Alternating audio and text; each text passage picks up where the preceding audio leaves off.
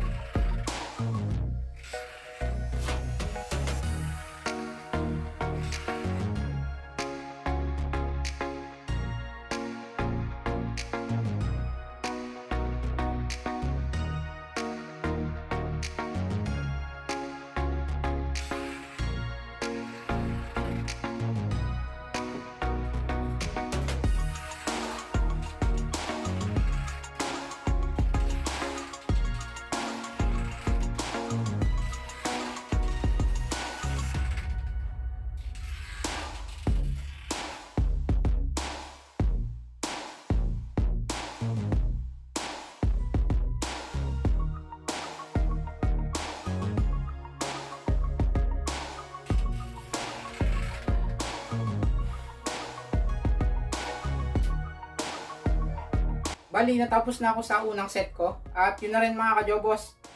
Kung nagtitrain kayo ng arm wrestling ay napakagandang pang training ng power twister. So talagang lalakas yung braso nyo sa pagpiga gamit ang power twister.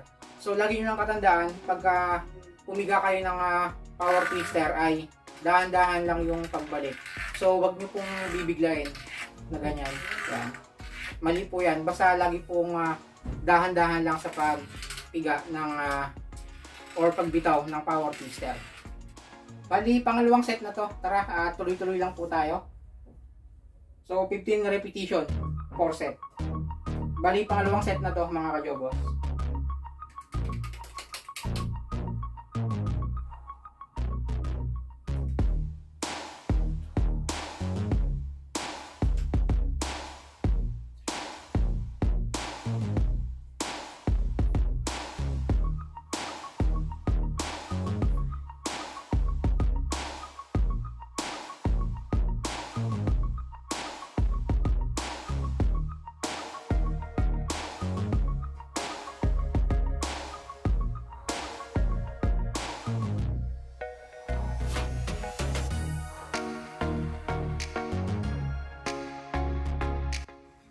Bali, pahabol nga pala mga kajobos para hindi persado yung kamay nyo ay kailangan yung lagyan ng suporta ng legs nyo. So hanap lang kayo ng upuan na pagpapatungan ng inyong paa para ma-elevate yung legs natin na flat. Para doon natin ipapatong yung isang kamay natin. So para pagka binaluktot natin yung power twister ay hindi dudulas yung kamay natin dahil may suporta ng hita natin. So tara, 15 repetition.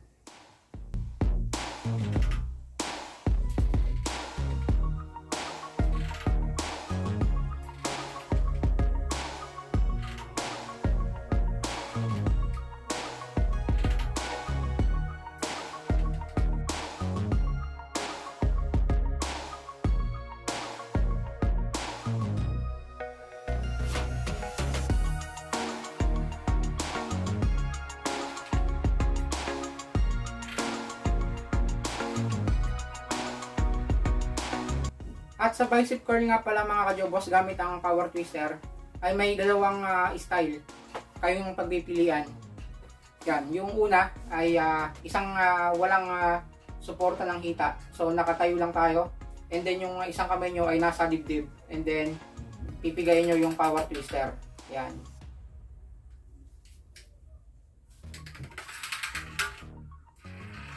And then yung pangalawang style ay kagaya ng aking ginawa na may suporta ng aking hita.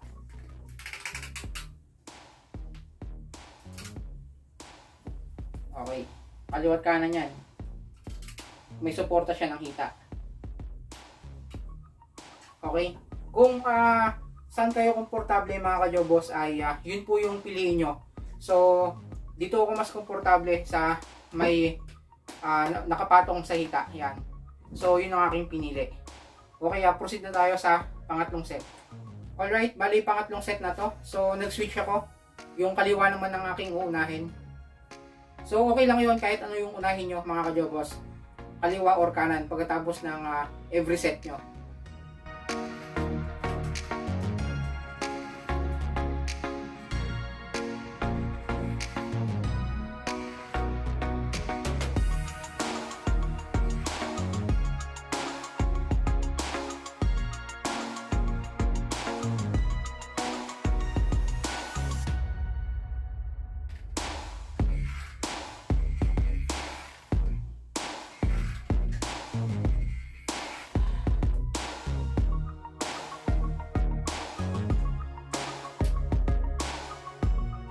Okay, sa kanan naman tayo.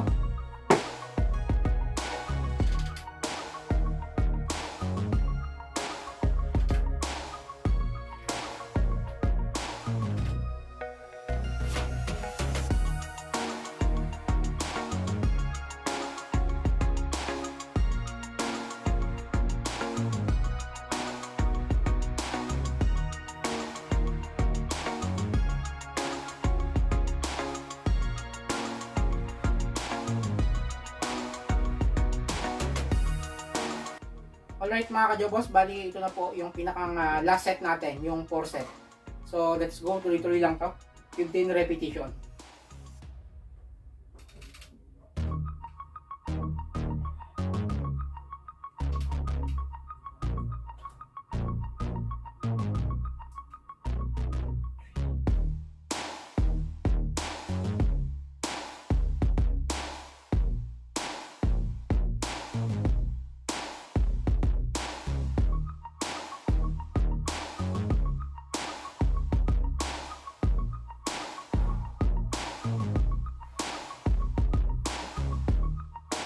At yon sa kaliwang braso naman tayo mga kajobos.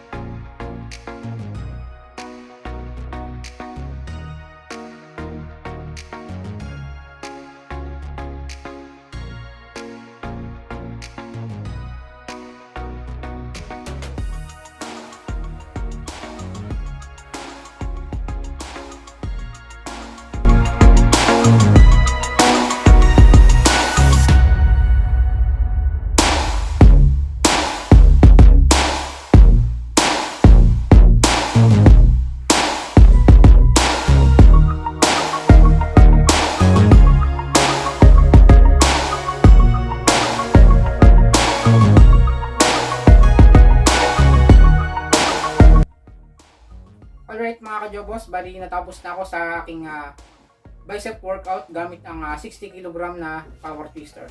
So, yan po mga kajobos yung aking mga routine pagka gamit ko ang aking power twister. Yan po yung mga exercise na ginagawa ko.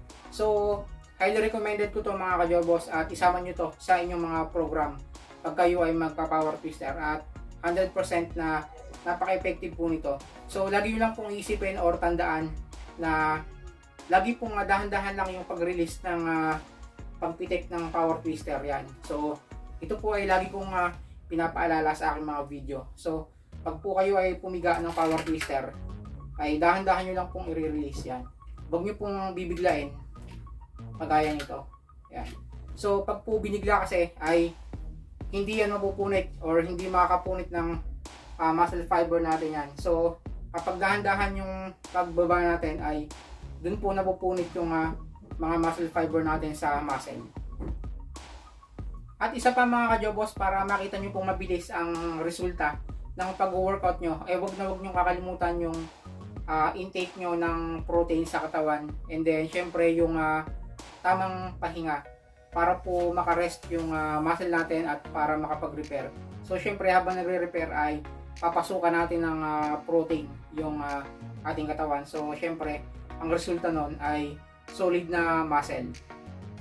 At gaya pa rin ng dati mga kajobos, ay dito ko muna tatapusin yung simpleng vlog para sa araw na to. At kita-kits muli tayo sa susunod ko pa mga i-upload na video. At syempre bago ang lahat ay gusto ko lang muna ulit pasalamatan at i-shoutout yung mga solid na supporter ng channel natin. So hindi dyan mawawala si Sir EJ Castro, si Sir Patrick Coloma, yung ating mga silent viewer, yung ating mga OFW, at syempre yung mga sumusuporta simula nung una hanggang ngayon ay nakasubaybay pa rin at naniniwala sa ating mga ginagawang video. So maraming salamat po sa inyong pagsuporta, at syempre ganoon na rin po sa mga bago lang sa aking channel.